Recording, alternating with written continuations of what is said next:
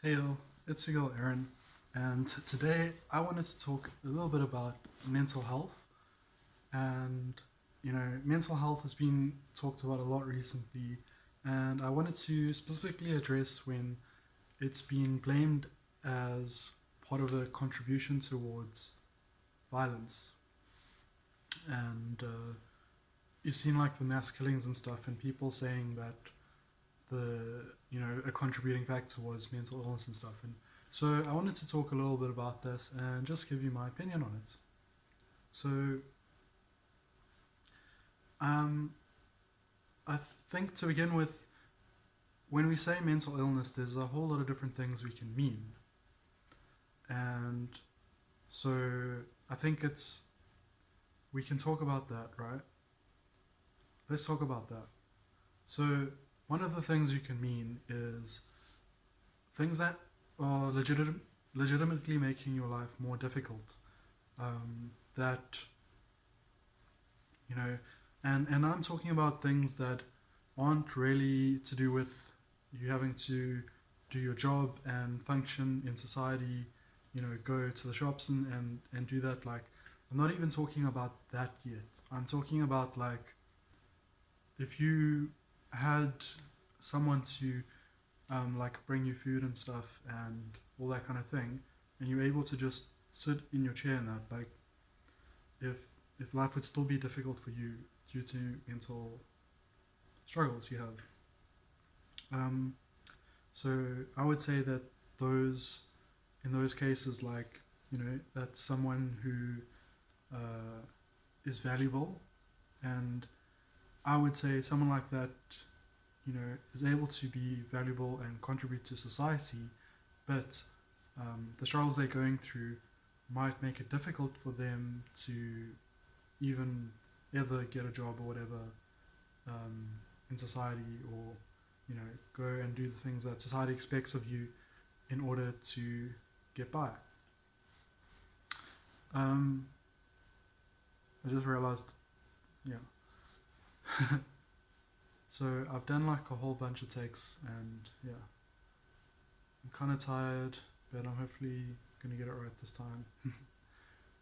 uh, yeah, and so that's one of the things you can say when you talk about mental illness, and I would say in that case, like, it does have the characteristics potentially of illness, but I would say, that would be something for someone to decide for themselves if they accept or not. I don't think it's something you should impose that label on others. But now you get other issues that they do make your life more challenging.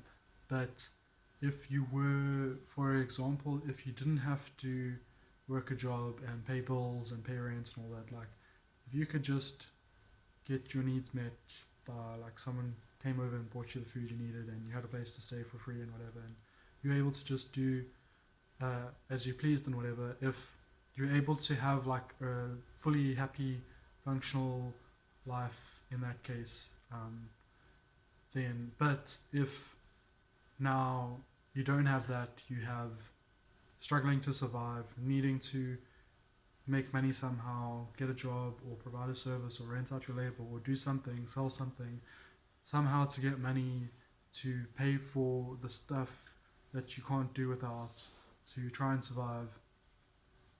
And in that case, uh, these things that you have, they make it harder for you to do all of that kind of thing.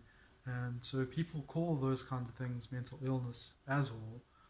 But those are things that I would say it's again up to you if you want to accept that label or not. But I personally don't call those things illnesses, even if they are challenging, because I think illness, in that case, it's society and capitalism that isn't accommodating and um, treating those people's experience as valid. It's There's no social responsibility or whatever happening, and people are just like expected to output for capitalism, and there's like markets and stuff, and they have to try and compete with their fellow workers for wages and whatever, or to get jobs and stuff. So there's a lot of um, ways that you might not be able to get a job, or you do get a job but it's difficult, or you know everything is more difficult. But if you were living in, let's say, like a utopian society, or like a healthy environment, is another way of putting it, then you you know these things that would be challenges, or that would make your life harder or hard under capitalism, are now just a way of being different to others, not actually impeding you having a meaningful or happy or satisfied life or whatever. People do call those things mental illness, though, if you know. Um, but those are things that are challenging. So maybe that's something like dissociation, or memory issues, or pain, or being easily distracted, like myself a little bit there. Um, and there's also stuff like, just stuff we would call like autism or multiple personalities and stuff like that, that also, uh, you know, that's not accommodated for in society, and it makes it way harder to compete for jobs and to survive in the capitalist society. Um, and then you get people who are basically seen to be mentally ill just because their ideas or whatever are out there, and people haven't successfully investigated enough to figure out what the real reason for their behavior is, and they just label it as a mental illness. And people who are like super into conspiracy theories, or who are always acting like ways that people find strange, or even people who hold like extremist views or whatever, and they're all also considered to be mentally ill because of that. But it's just, they may not have any of those challenges that I've talked about before. um, and I think a lot of people, they might engage in those types of things as grifters, or as like con people who are trying to get others to believe in those things, to profit off of them. But they, who knows whether they've believed their own stories or not. But um, anyway, so, and so now I think it's very dangerous when you have a society where all of those things are being considered mental illness, and then you blame uh, bad acts on mental illness, where out of all of those, like, your life being sort of a real struggle, or just being a struggle, um, or you just being different, and society not really being catering for you or accommodating to you. um, those are all things that uh, don't correlate to violence. Nothing about those, like, you know people who struggle with mental illness and stuff, they don't become violent. That's not a thing that happens. um, like, there has been studies and stuff that have shown that they're more likely to be the victims of violence than the perpetrators. And so the thing is, like, mental illness, it's like, it makes your life more difficult, but it doesn't make you more prone to violence.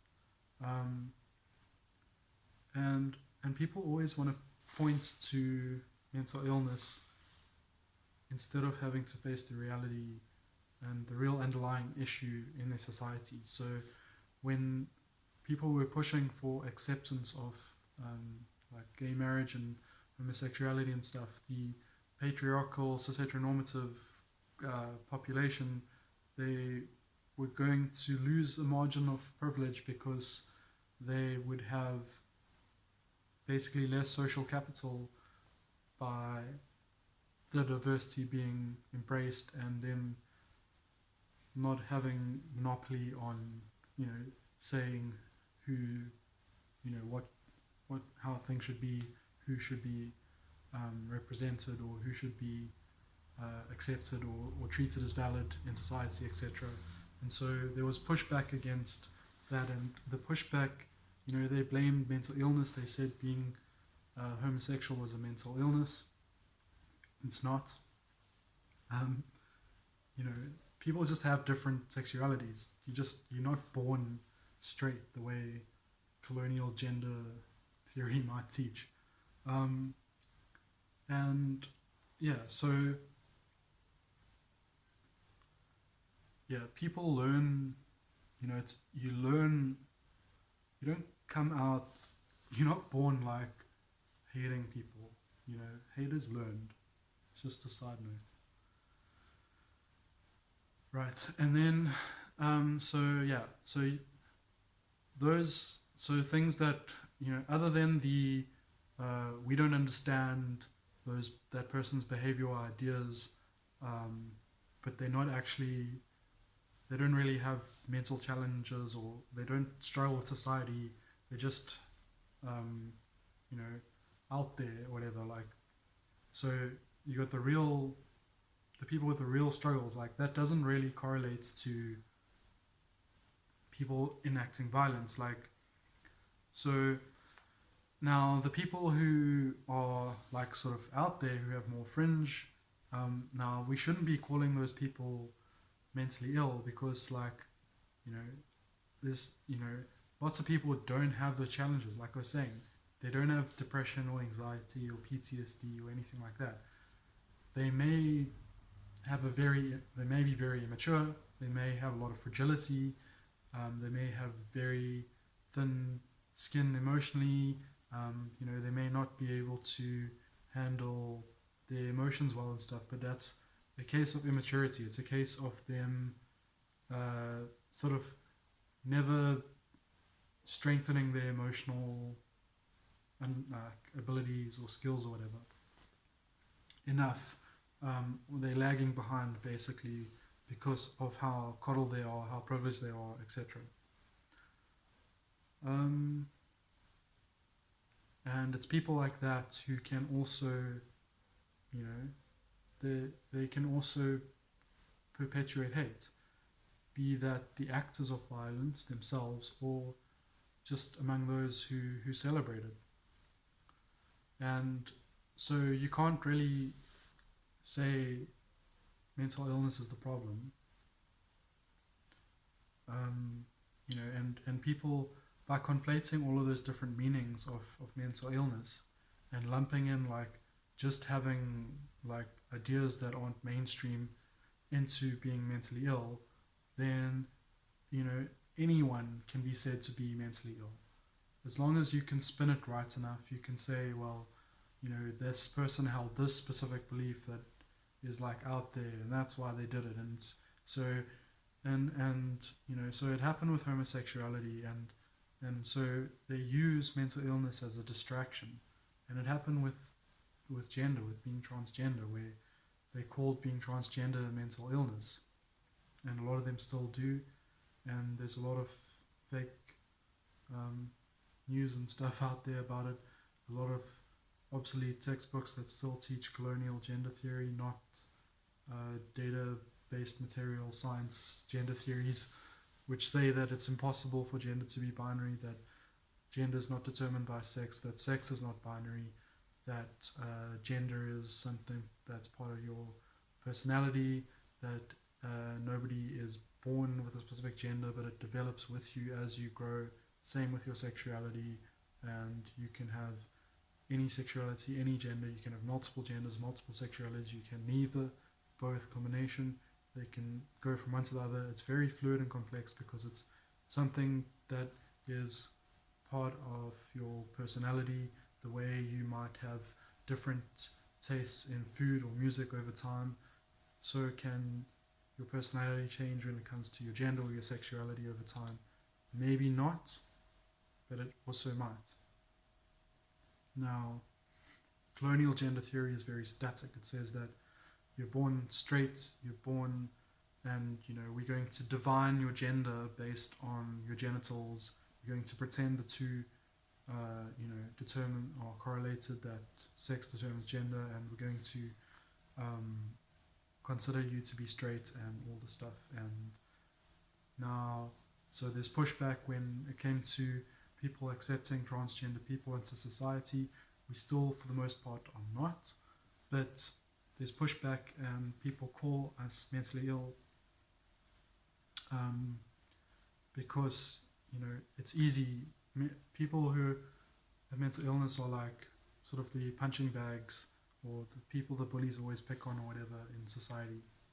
Um, and obviously, however different, like if you're trans or if you're a person of color, if you're black, etc., like um, all of those different vectors of oppression multiply what I'm saying. So um, it's worse, and it's also uniquely different for all the different combinations they manifest. That they multiply to produce new forms of hatreds that aren't there when the things are the hatreds on their own, etc. Um, but yeah, and so it's providing a fake cover for dealing with the real underlying issue that your society needs to deal with. Our society needed to accept that homosexuality and sexuality in general is not heteronormative. People need to accept that transgender people are valid and that society isn't cisnormative, and it's the same with people having different ways of existing mentally, like people who are autistic or even people who do have challenges and stuff like that, or autistic and have challenges. But yeah, so and those people, they they suffer more when you claim it's mental illness causing this, while you're also providing the cover. Like you're picking on the person who's the weakest or whatever, so that you don't have to be accountable for something wrong that you did. And now people have said that what is hiding behind this is white supremacy and or white nationalism, and I agree for the most part. And in the USA, like in the last year, I think all their terrorist attacks were like by white nationalists or far right extremists, etc. Um, and so that's something people have said is the thing that is really behind it. But I think we need to go a little bit deeper than that, because I think yes, it has been white nationalists, far right extremists, etc. But I think that doesn't, again, it's not going deep enough. I think it's really hate. It's really hate that is the cause, and a lot of these people have posted manifestos online, have done stuff like live stream. You might have heard about stuff like 4chan or whatever, where they post some of the stuff to 8chan, and they, yeah, and a long time ago, I used to go to those kinds of websites. I haven't in like over a decade, I think, because it's trash. No one should ever. But at a time, I did feel isolated, lonely, alienated, etc. The typical easy recruit by white supremacists, whatever. And I used to go on those sites, and I didn't participate in what was happening, but what I saw, you know, it it really shocked me. So like, and the thing is, it's like it's every bad thing you can imagine that goes on there. It's like the most racist stuff you've ever seen. There's like the most sexist stuff you've ever seen. There's uh, child porn on there. There's like gore videos. There's like animals being hurt. There's like so much like things, and like one of the reasons why they do it in so much, um, it's like a way to weed out the people who aren't on board with all of it.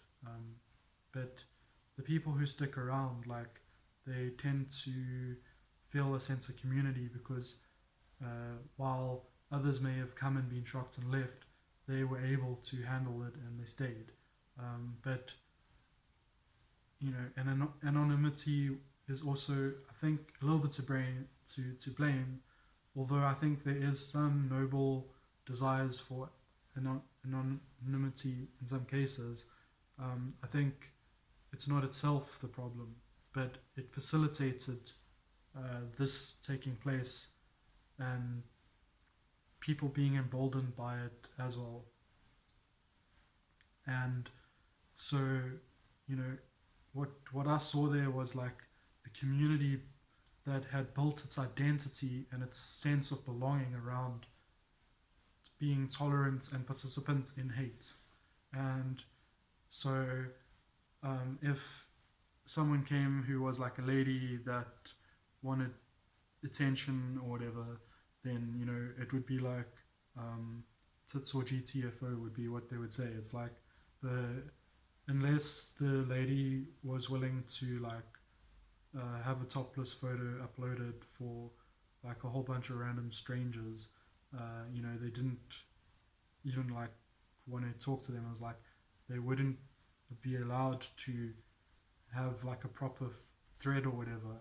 They would just be stormed by people saying that until they either left or delivered, right? And uh, these mass shootings are deliveries to this culture, in my opinion, in many ways, if not in all ways. And if so that's maybe the tamest example I can give you because uh, I don't want to be reported for stuff, but like just the names, the slurs, the jokes, openly Nazi glorification and stuff. But it was like they knew that it was unethical to be promoting that stuff, um, and part of it was edginess to do it anyway, but part of it was also that bonding nature of it, that feeling of community, and they they became like the internet hate machine basically. They found hate in common with each other, and because so many people spent so much time in it, and because they were doing things that were they knew to be so wrong, there's like a thrill in it, and it's almost like a celebration, and they were celebrating hate, celebrating, and in a sense celebrating the fact that they could hate and get away with it, and yeah, and then whenever there was a mass shooting, the jokes would be, did they beat the high score on like how many deaths there were, and it would be the whole community participating, that kind of thing.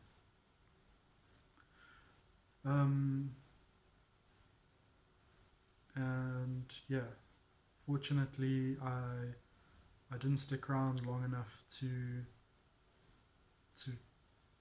become like that. But I think if people do, then if you dig yourself in a hole, you can always dig your way out, I guess. But yeah, I'm just really glad I didn't allow myself to fall to that. But I saw something there, and actually, like in some of the books I want to write, there's like supervillains of the book who are like an AI personification of this like hatefulness, this Borg-like hate, where conformity to hate trumps any other uh, claim to belonging, and how willingly they will give over the individuality to the abstract, to the mean to the hate or to the feeling of collective action that is always united based on hate. Pretty much always. Uh, we can get into whether there were a few times when they did some good, maybe, but for the most part, like any good that came out of it, it's these types of people who are doing it anyway. Like, sure, maybe not everyone on the board was like that, but like that was the vibe. That was the thing it was, and it spread, and boards fought against each other, but they would all have their their forum for that content where they would engage in that stuff. They would pretty much always have their illegal porn, whatever um, stuff, and then and they were dehumanized to suffering. Like when they saw someone getting hurt, when they saw someone weak being oppressed, when they saw violence happening, they found it funny, they enjoyed it, they celebrated it, and that to me is a sign of having internalized hate, having a hateful ideology as part of your identity and personality. And yes, that is white supremacy, is that, but this community wasn't just about whiteness, and not everyone there was white. It was a bond over hate, and everyone could find a way to connect over hate. And and it's these kinds of boards where people are posting their manifestos to, or links to their live streams to, and it's these types of boards who will link to someone's post, whatever they don't like, and raid them and like try and get them reported or spammed with like dodgy content or whatever, and like it's like the more sort of militant wing of the alt-right troll army or whatever. But yeah, basically, I think it is. I'm bringing that up as an example of where hateful ideology found fertile ground and grew, and a lot of these attacks are the fruits of what grew. Not all of them, but similar hateful environments, I'm sure, fostered and incubated. And I think that is really, I don't want to say I know the answers and whatever, but I think, allowing hate, or the fact that hate gets incubated, whether you allow it or not, that leads to this, because it's not mental illness. Like, people who are mentally ill don't suddenly want to like commit violence and hurt people and kill people. Like, they're just average people who just have struggles. But hateful people, like, that's all they're thinking about, and they have to hold it in all the time. And sure, maybe there will be a time when they snap, but like, they're like ticking time bombs. And I think to some degree, all bigots have that root that can grow into, uh, you know, they can grow into that type of attitude, and that um, it's the that it's almost like a skill you learn to be able to turn off your feelings, empathy, emotions, connection, feeling of connection. You like willingly dissociate yourself. It's like you almost like you disown people, individuals or groups or whatever, but it like you disown them in your heart, in your mind. And when you've done that, then uh, then you can laugh at anything bad happening to them, because they they are no longer real. It's almost like you've considered them immaterial in value, and it's a joke to you whether they live or die. Um, and you know, it's all very edgy. um, and I understand I'm talking softly. I apologize for that, by the way. But yeah, so I wanted to make this video because I just wanted to talk about that. I wanted to say that we can't point at mental illness. We can't point at mental illness. We need to point at the incubation of hate. We need to, you know, it's not always going to be people who have mental illness who snap and commit violence. But I think it is always going to be people with hate who have allowed hate in their hearts, who have learned the skill of dehumanizing. Maybe they were taught it from birth, maybe that's all they know. But that skill, I mean, taught from birth. They weren't born with it, but their parents could have tried to drill it into them from as young as possible. It might have been part of their culture and just seeped into them. It might be whatever, but it gets into you, and you got to fight against it. And people often say like traveling really opens their mind, but it's seeing things from a different perspective. It's meeting people. It's being exposed to different cultures and food, and that's basically diversity, right? And so inclusivity and diversity is actually the antidote to hate incubation, because hate incubation happens in places where those people have been deplatformed for whatever reason. Whether it's online, in places like the Chan boards, where being a marginalized person, you get dehumanized, your identity gets dehumanized because of all these jokes at your expense all the time, and so, you might be there, but you're part of the joke, you're not just laughing at others. And in that way you get deplatformed and get denied from really impacting the collective much. And in that way, hateful people isolate themselves with other hateful people and form echo chambers and egg each other on. And like, if you form an echo chamber of social justice warriors and egg each other on to do really cool radical social stuff, that's rad. But what these people are doing is they are not incubating justice, they're incubating injustice. They are taking their conspiracy theories and echoing them to each other so much that they get drunk on it and believe it. And the only reason they can get away with it is because they have isolated themselves from the people that they are hating. And that doesn't only mean physically. Maybe they live with those people around them all the time, but in their hearts or whatever. But they may also do it physically. But they separate themselves and see themselves as other, see themselves as better, and learn how to switch off care for people who they see as other. And then, if ICE raids the neighbors or whatever, like they, as long as they feel safe that it's not them and that it's not going to be them, then they don't really care,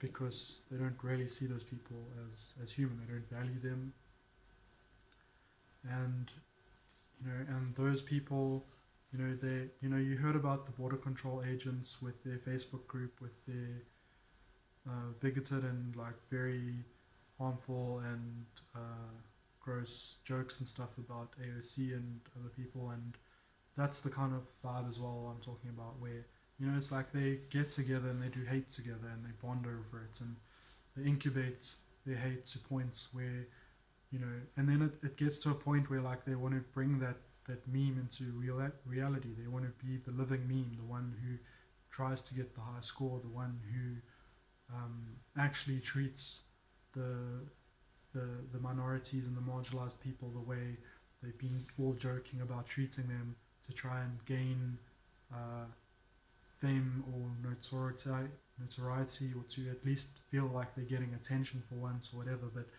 it's like a hate parade and a hate carnival, and they do these pranks on people that are actually they to them they think of it as pranks, but it's actually like hate crimes and stuff. But it's all a joke to them because you know they and it's not nihilism, but I think it starts with a sense of nihilism, but then instead of choosing to go the existentialist route of I'll create my own meaning, or the absurdist route of I'm not going to try and make sense of things, but you know, or I understand that I'll never find meaning, but I'm going to keep going anyway. Maybe is a better way to say it, but instead of having those responses to realizing that there isn't any inherent meaning in things, they choose to go the other way negatively into, well, if there's no inherent meaning, then why bother with trying to be ethical? Why don't we just embrace being unethical?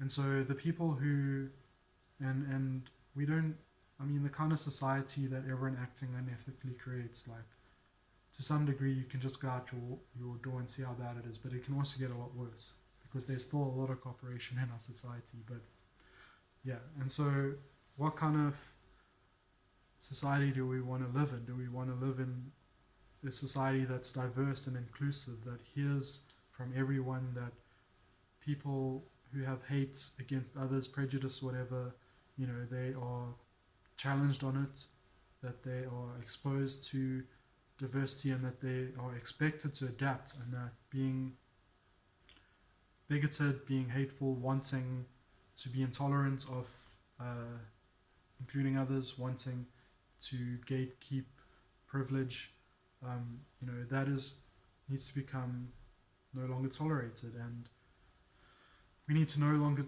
tolerate hateful ideologies. We need to no longer tolerate bigotry. Those things do not add anything to our society at all. There's no benefit from bigotry. We don't gain anything from it. It is literally just a negative thing. It is like, and it's funny because one of the things that the hate groups like to talk about is how things are cancer when they're bad, and that's not a really nice way of talking about people or things that aren't cancerous, because people who do have cancer, it's not a joke, it's not just something you can use as a metaphor, right? But in the sense of the metaphor where cancer is like a metastasized growth, where it is growth for growth's sake, where it actually starts to kill the organism that it is growing within or whatever, like that is actually kind of an accurate metaphor for these hateful ideologies and hateful communities and hateful individuals. That is how they are to society. They take up nutrients, they take up the stuff society needs, and they want to get as much attention, get as big as they can or whatever, but they don't give anything back, and they actually harm us and cause us to be poisoned, cause things to go wrong, etc. So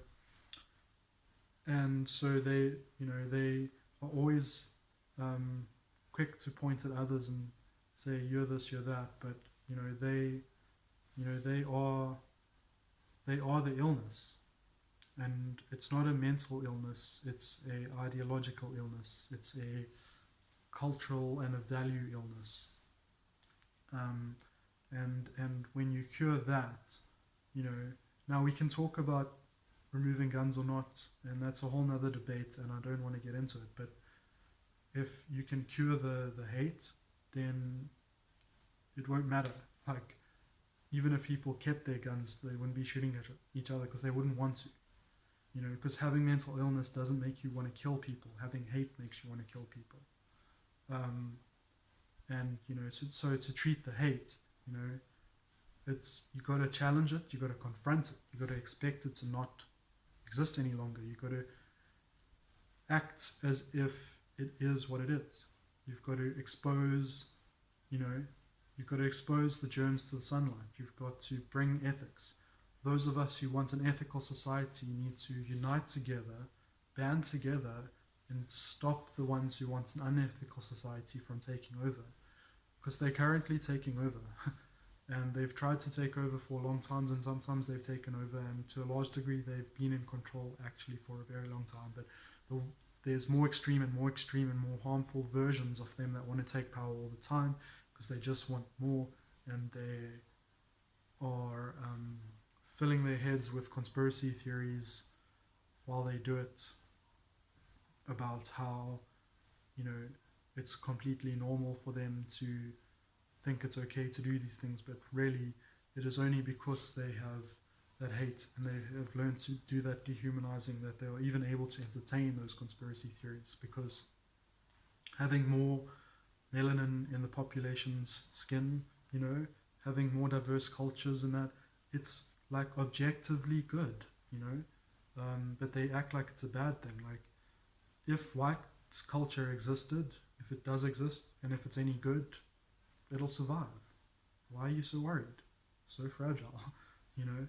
And it's because I think they understand that a lot of their identity, personally, and the white identity, the cis identity, the straight identity, the neurotypical identity, the able identity, etc., etc., etc., you know, that they realize that, you know, thanks to communication and science and technology and stuff, we're discovering the reality from the data, that the lie that they've gotten everyone to believe for a long time is being exposed, and we need to continue to do that. But we need to challenge the people who are being hateful and who have hateful ideologies, because they are like that ticking time bomb that can go off at any point. And, you know, if you ban guns or whatever, they'll find a way to enact that hate. They'll find a way to do a lot of damage and terrorize. And so maybe guns can be a temporary stop, but they're you know, it's not going to solve the problem. And maybe it won't even stop, and maybe it'll make things worse, because the people who get less access to guns are the people who need them the most, the people who need to defend themselves against the fascists and the rogue police, etc. But the fascists and the rogue police will keep their guns that they already have, etc., because they've been able to get guns easily with all their privilege and etc. and positions and stuff, whereas, you know, it's much harder to get weapons when you are not them. In general,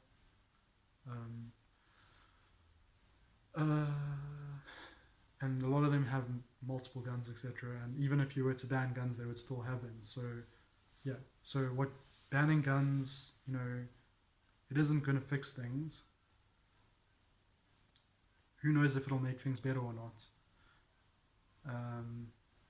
And mental illness isn't to blame, and treating mental illness is great. People do need attention, and it might stop a few of the people that do overlap, but it won't stop the people who don't have mental illness but just have a lot of hate and just have dehumanized. And we can't call that a mental illness because they've chosen it, because they've done it intentionally. It's not a struggle that they have, it's something that they've willingly chosen to be unethical, to go along with unethical people or whatever, for whatever reasons. And we got to start saying no to them. We got to start confronting them. Expect that ideology to cease to exist in the future. Expect those people to change, and if they refuse to change, then, you know, how serious do we want to be about ending mass shootings? Are we willing to say hateful ideologies, you know? And we don't have to censor it in a sense of you can't talk about it, but we can definitely say you can't advocate for it, because if it's harmful, bigotry, hate crimes, hate speech, if it's harmful and there isn't any benefit from it, then we can say we don't want it anymore. We don't want arsenic in our water, we don't want lead in our air, and maybe we need to stop having bigotry and hate in our ideologies, our media, and everything we're talking about.